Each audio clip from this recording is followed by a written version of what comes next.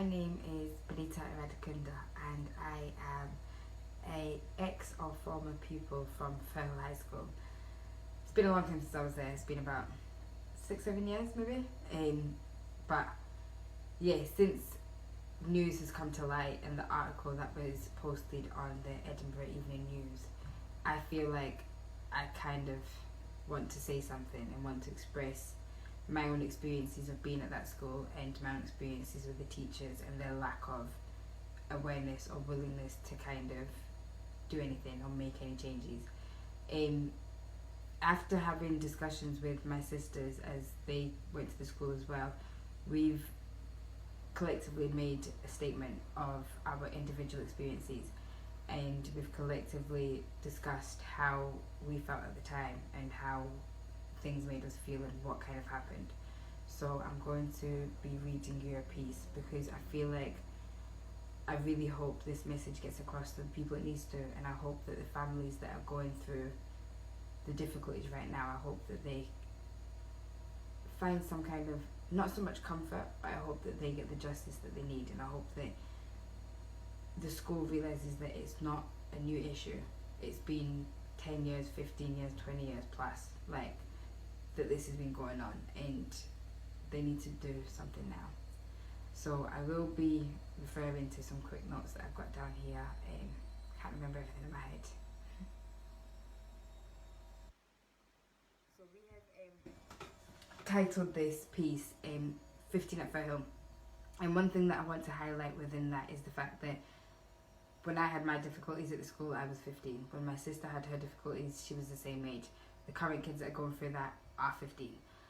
And that age is very, very crucial in life. It is the midpoint of examinations, it's the midpoint of puberty, it's the midpoint of adolescence. Like, there is so many things you are developing, and there's so many things that are going on externally and internally, that it must be very difficult. Like, it is very difficult, not must, it's very difficult to have to deal with all those things, and then on top of that have to deal with racial abuse, and then the realization of, okay, so this world that I'm actually in isn't made for me, and things aren't going to work out for me because no one really bothers to care for me because of the colour of my skin.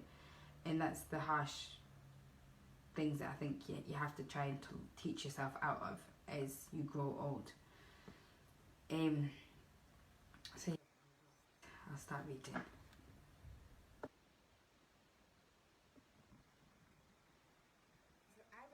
Of the same age when I had my, it wasn't my first, but it was a very major point in my life, and it was a very major racial incident, well, I believe.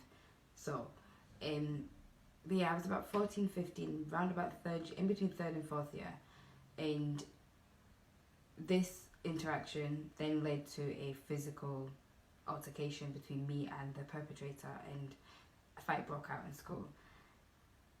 One thing that became very obvious after the fight was that I was punished more severely than she was. I was punished for my reaction to the bullying, into the abuse, more than she was punished for actually giving that abuse and giving the racial abuse and doing the bullying itself.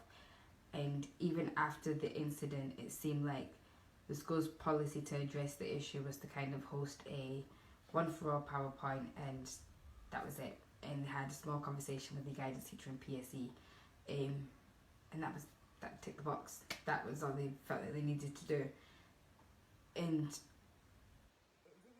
that point, it's confusing because I cried to my teachers. I told my teachers what had happened. I told them how it made me feel. I told them, I thought the conversations I was having with my parents at home, I thought I could come to school and tell the teachers the same thing.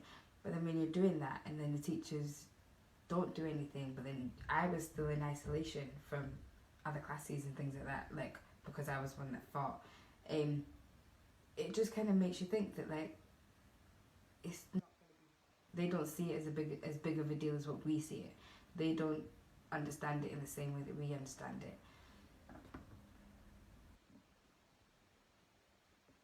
I also find it, aside from that, which was I found that a lot, and it was very intense and confusing going through it.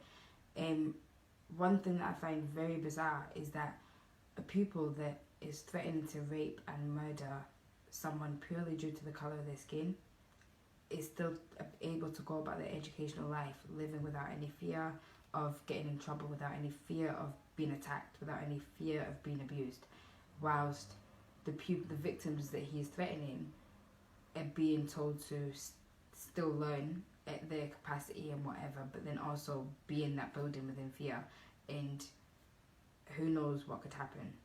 Like, that shocks me in itself, because me as a parent, I don't know how I would send my kids to school. I don't know how do you make how do you make a parent comfortable knowing that that is what someone in your school is doing, and how have they not done any conversations, or I don't know. I don't know to the extent of what conversations are being had there, but what I just find bizarre is that the perpetrator is still allowed in Gen Pop. Aside from the racial experiences that I had at Firrhill, some of the teachers there failed to recognise that I struggle with or have a learning difficulty. While I still managed to achieve somewhat good grades during school, the biggest thing that held me back was the timing for reading, writing and processing in examinations. So the work would be there, but I just didn't have enough time to actually express it and to put it down onto paper. When my parents raised the issue with the school then, and they asked the school to do a dyslexia assessment and to seek some kind of support for the difficulties I was having with my learning. The school then advised that they're going to refuse a dyslexia test, but in turn, we should stop being bilingual in the household. And they told my parents that they should refrain from speaking different languages as it was confusing me and it was affecting my schoolwork. One thing I didn't understand was that I have two older sisters that attended that school. They were pretty much grade A students. They were passing, they were fine, they didn't have the same difficulties. They also spent more time living back home in Africa than I did, so they understand more of the language than what I do. So how come they're not more confused? Because English was essentially my first language. So for the school to then pin that back onto my family, it's another reason that they failed a black family within the school and a black pupil. For some people, language might not seem like much, but when you consider that our parents came to this country, they've learned a whole new culture, they've learned a whole new language, and they've learned all these different things. Your kids are going to get exposed to the outside world, whilst also trying to keep their own culture and heritage alive. Who is the school to say that you can't speak those languages, you can't speak your culture, you can't be your heritage? Who is the school to decide what primary socialisation a family gives their kids? It's very, very sad to see how the school can use its power that way, and how the school can use instead of seeing the issue that's been risen, this, and it's a very, very closed-minded bracket. Growing up, having both my older sisters go to the school, and there being quite a couple of years between us, so we kind of had different stages within there. We've all discussed the issue of being in the school and being there and how we found our experiences, and it was through one of those conversations that this obviously came into topic of the current experience. And when we spoke about the age aspect, we were just saying how tough it is being a 15-year-old. That put yourself into a school where there's no black teachers, there's a handful of black kids, and it's told to find yourself and find your confidence as a young adult, and there's next to no representation, and also next to no faith in the system that is trying to help you develop yourself.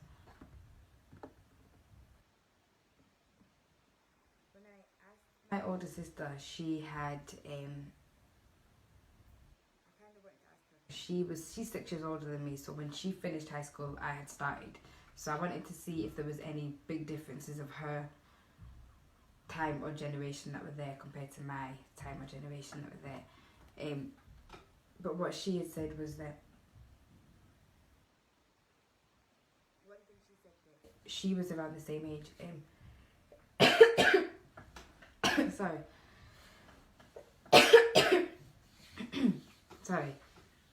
But yeah, when I spoke to my older sister about it, she had said that she was the same age, she had had her big cluster of racial issues in school. And one thing I said to her, I was like, how did you feel about being 15 in Firrhill? And this is her piece, so this is what she said. Monkey chants, banana skins thrown at me, and gorilla horseplay is what I think of when I think of high school. At a time when all my media is telling me I should be worried about glitter lip gloss and who Brad has a crush on, through my lack of racial appreciation and awareness, I was worried about being ugly and if I was safe.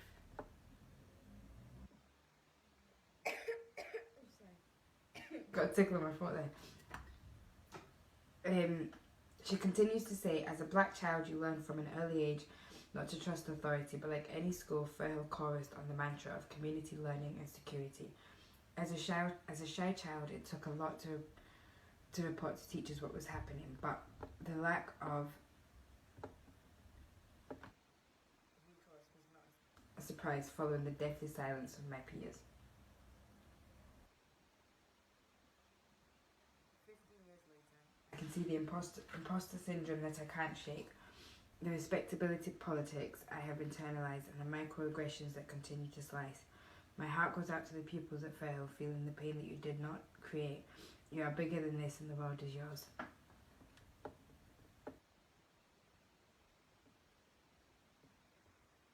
That's two separate accounts given from the same family, and I dread to think what other families are going through this and going through similar things. Victims in the articles and what other families are going through those experiences.